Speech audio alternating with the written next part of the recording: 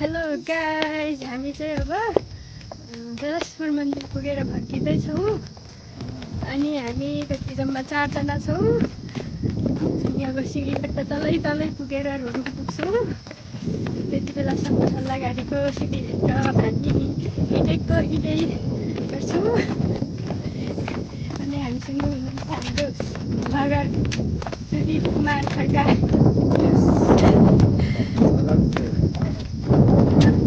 सानो सानो कन्टेन्ट क्रिएटरमा बसेको छ। त्यसपछि मैले पनि सिकेर भ्लग बनाएको।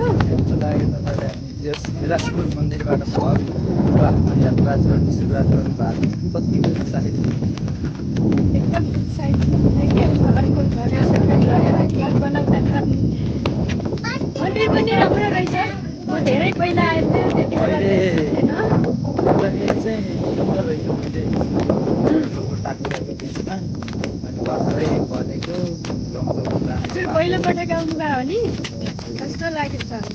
पहिलोपटक बेलासपुर भनेपछि बदरी जिल्लाको सदरमुकाम नजिकै भएको हिसाबले मन्दिर धेरै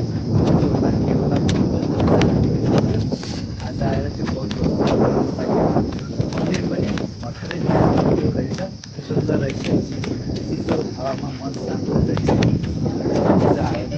त्यसपछि अब हामी चाहिँ बजार जाँदैछौँ।